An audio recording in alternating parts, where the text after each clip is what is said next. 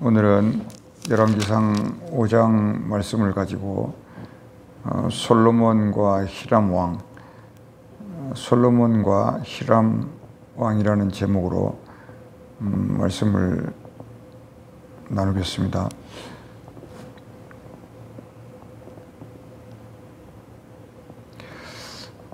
그 사람이 누구냐, 어떤 사람이 누구냐를 알아보려면 얼굴을 봐서는 잘 모르는 것이고, 이렇게 말을 해보면 이렇게 아는 것이죠. 좋은 나무에서 좋은 열매가 맺히는 것이고, 안 좋은 나무에서는 안 좋은 열매가 맺히는 건데, 이 두 개의 나무가 같이 있는 나라는 하나님의 나라가 아닌 것이죠.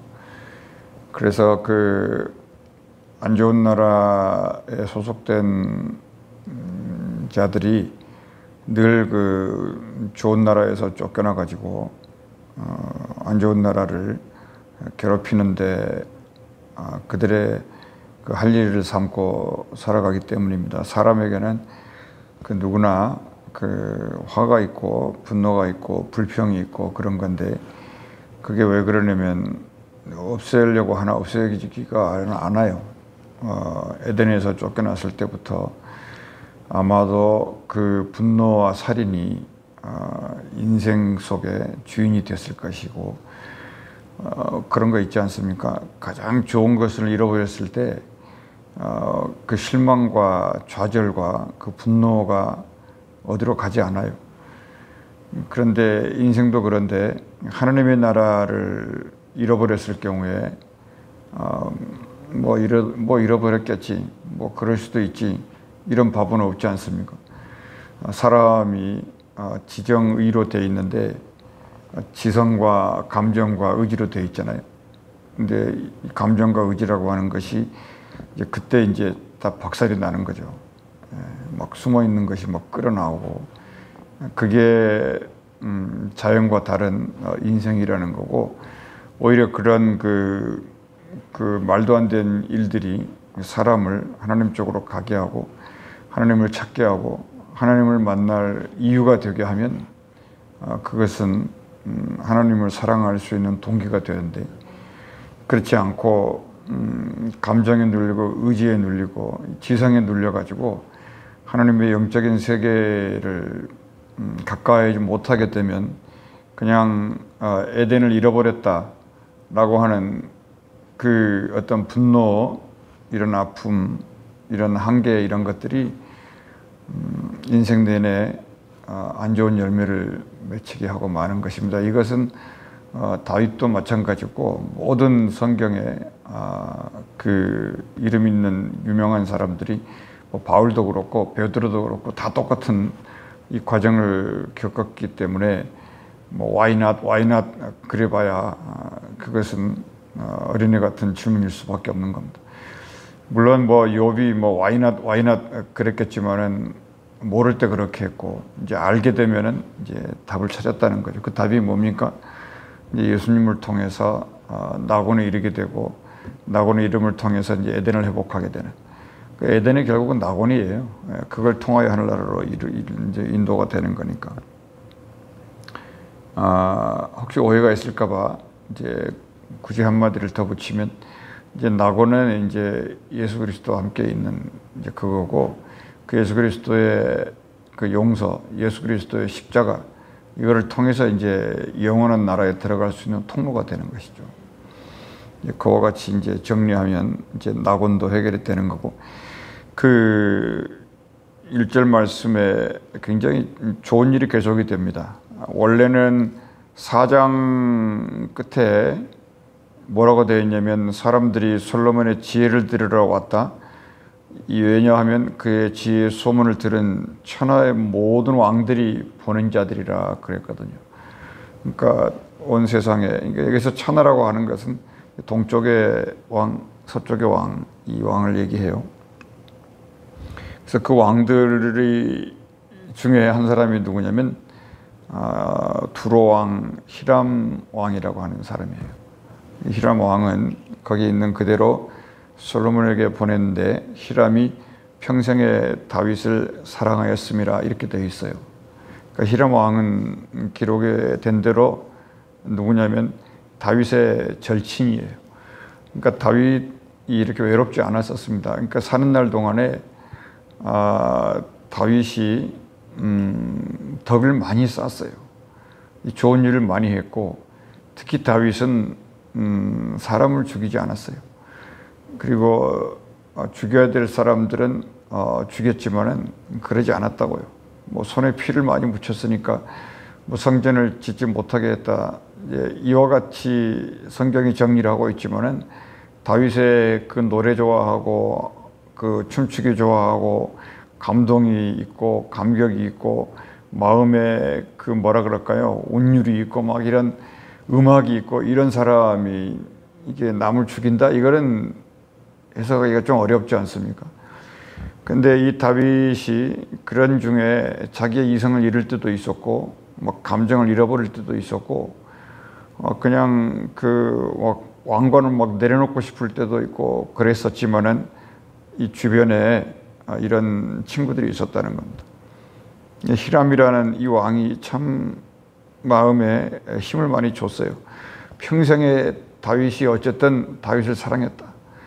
그러므로 이제 다윗은 사는 날 동안에 이런 그 좋은 친구들 옆에 있었고 또 좋은 장수들도 있었고 그 여러 아들들이 있었지만은 솔로몬 아들 하나로 모든 아들이 다 퉁쳐지는 겁니다.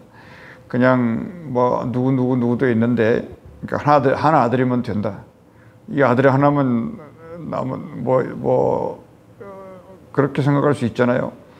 뭐 아들 농사를 지었냐 못 지었냐 그게 중요한 게 아니고 이 솔로몬이라는 아들 하나에 하나님이 모든 초점을 맞추고 있었다는 거예요. 그리고 모든 이름들은 그냥 지나가는 가로등이라 그럴까? 뭐 그런 식으로 이제 미안한 얘기지만 그렇게 된 거예요.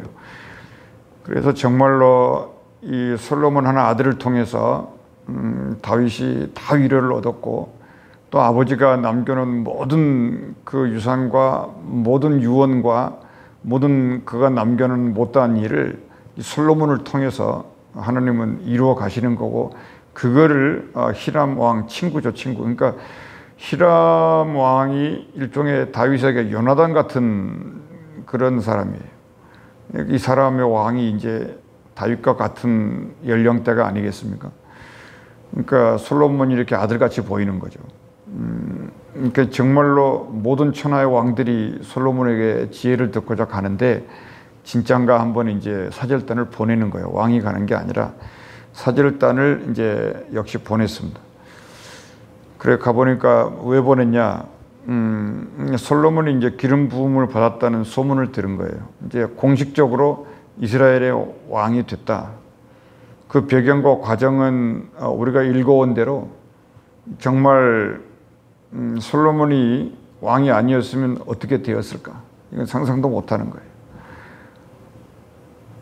뭐 에덴 잃어버린 것이 우리에게 분노가 되었고 우리에게 정말 흥분시켰는데 또 다른 분노가 일어날 수 있는 이 현장이 오늘 5장이 될 수도 있었어요. 그러니까 이 놀라운 사실 때문에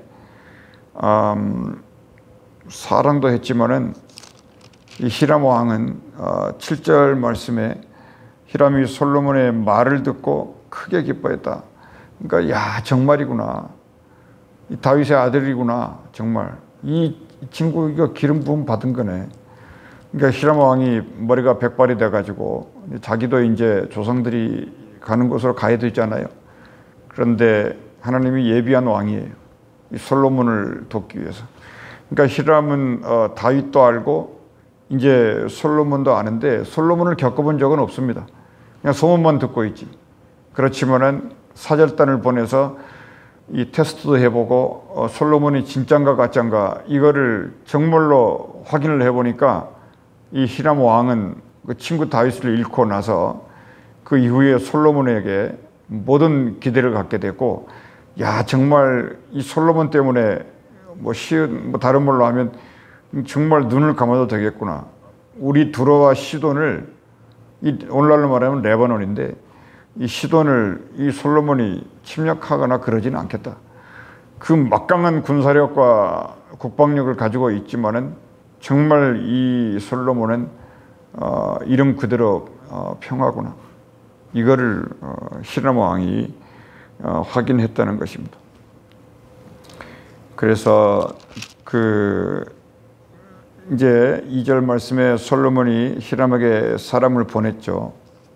왕이 간 게 아니라 이제 사절단을 보내는 거예요. 이제 취임식을 하니까 한 이후에 얘기를 3절부터 거기 6절까지 이제 솔로몬이 얘기를 쭉 합니다. 거기서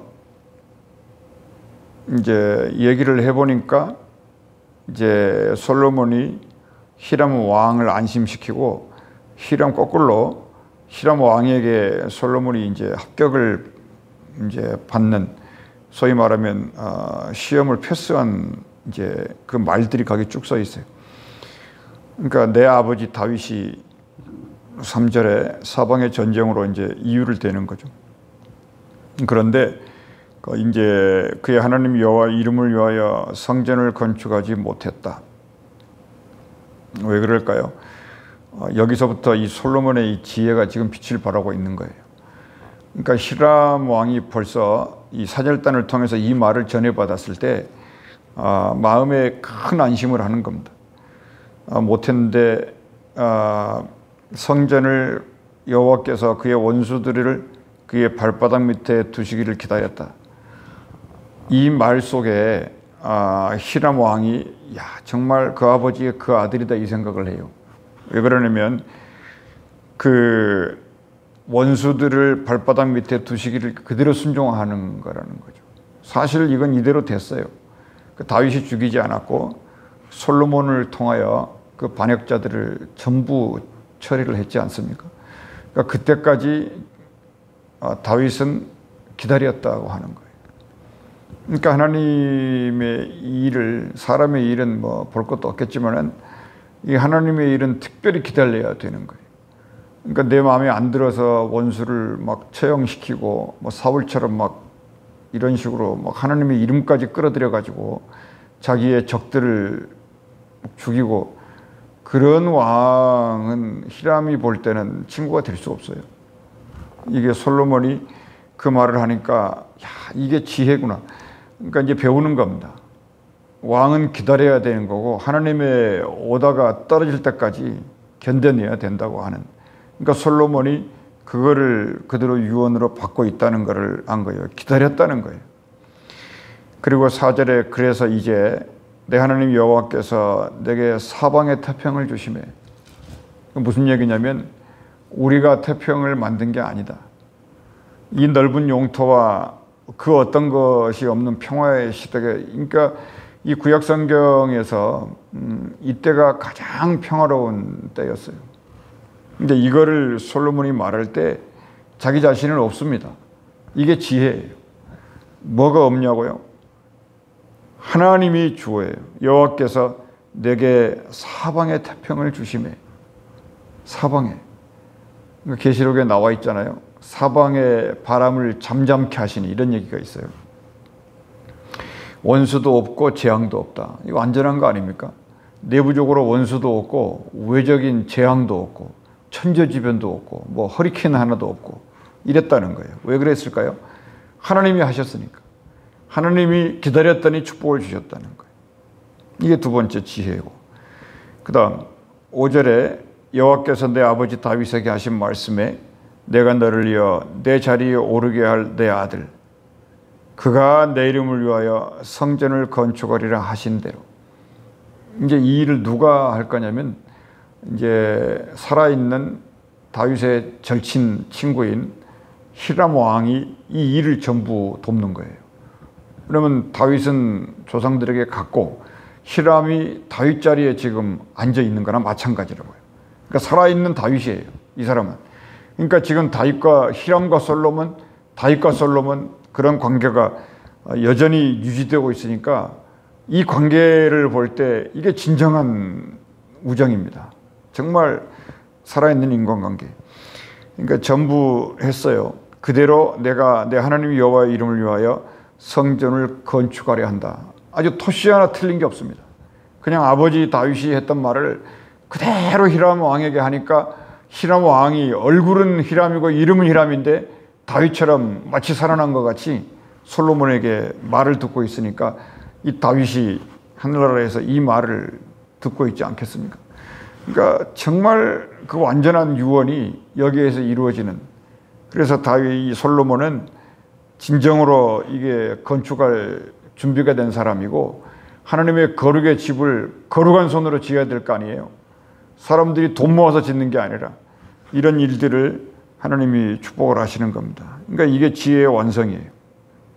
그래서 이제 그 히람의 사절단들에게 이게 말을 해요. 전하라고. 당신이 명령을 내려달라. 나를 위하여 레바논에서 백향목을 베어나게 하라. 이게 이제 그 백향목이니까 오늘날로 말하면 그 씨다 있죠, 씨다. 그 나무가 백향목이에요. 그러니까 성경에 그 나무 중에 나무가 백향목이라고 해요. 그걸로 성전을 지어요. 가장 위대한 나무가 백향목이에요. 그러니까 어떤 나무들은 키는 멀쩡한데 바람 불면 부러져 버리지 않습니까? 이 백향목은 그러질 않고, 또 레바논이라고 하는 나라가 겨우 뭐 인구 뭐 400만인가 전부 지금도 그렇다고 하는데, 지금은 옛날 같지가 않습니다. 아주 뭐 마치 베네수엘라 같이 거의 거지가 다 돼 있어요. 그거 이제 그런 건데 뭐 그건 뭐 별로 좋은 소식이 아니니까 말할 것이 없지만, 아무튼 그때는 그랬다. 이 백향목이. 그러니까 이 백향목을 어떻게 그 당시에 그 예루살렘으로 운반해 올 거냐. 그건 굉장한 문제거든요. 그러니까 사람이 옮겨 나를 수가 없어요. 나를 수가 없는 거예요. 그런데 이 히람 왕이 이 시돈에게 명령을 내리라고 지금 그 솔로몬이 지금 부탁을 하고 있는 거거든요. 이제 이런 그러니까 지혜는 지혜로 알아보는 거고요. 사랑은 사랑으로 알아보는 거고, 기쁨은 기쁨으로 알아보는 것이고요. 아무것도 중간에 끼어들 만한, 이 거절할 만한 이유가 아무것도 없는 거예요.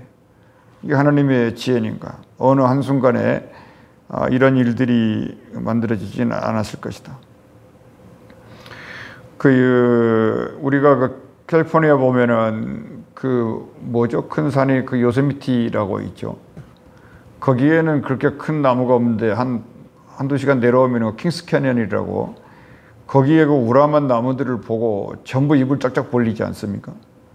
근데 백향목은 우람한 정도가 아니고 그 나무 하나를 운반해 온다는 건 몇만 명이 달라붙어야 돼요. 정말로.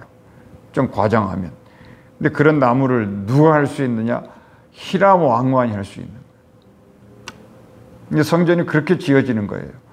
그러니까 이런 얘기를 우리가 이 정리를 해보면, 성전은 거룩한, 말 그대로 거룩한 집이고 성지는 거룩한 땅이에요.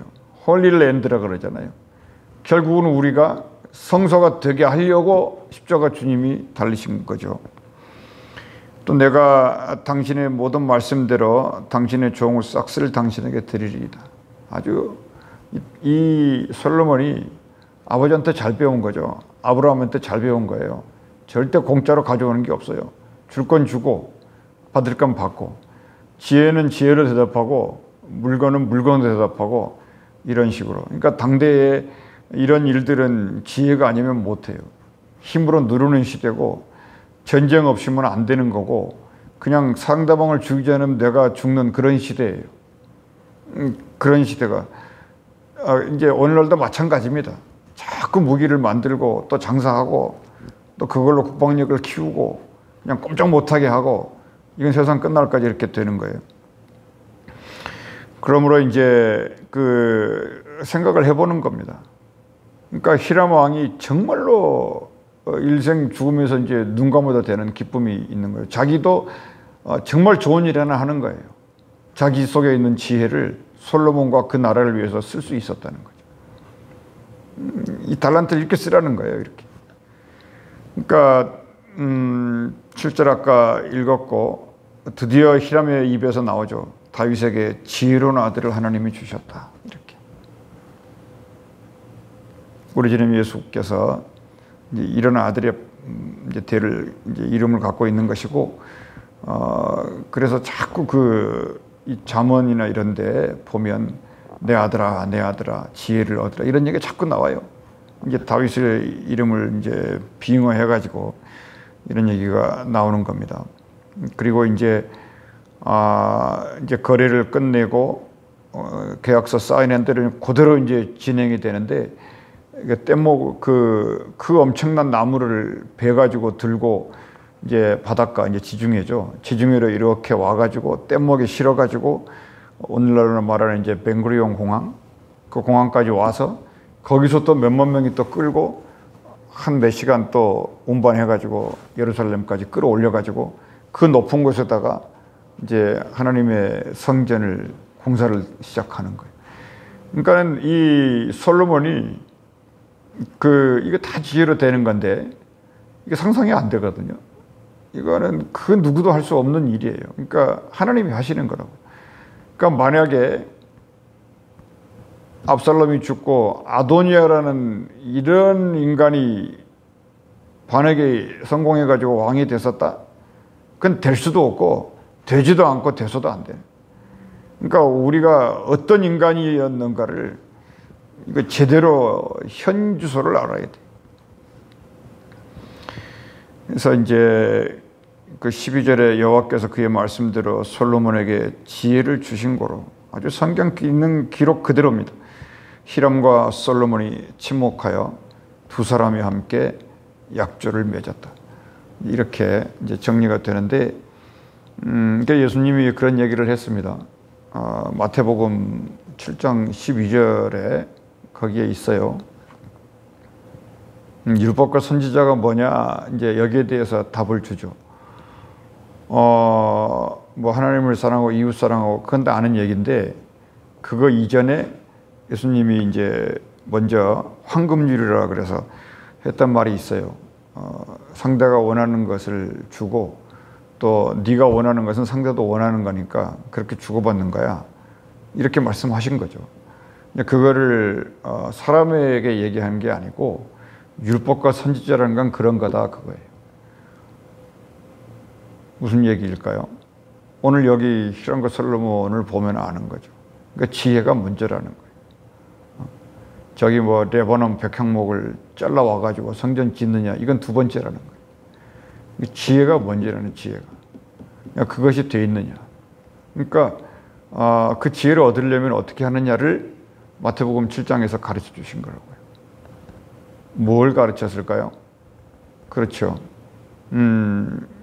기도하면 하나님이 좋은 걸 주신다는 거예요. 그게 율법 선지자라는 거예요.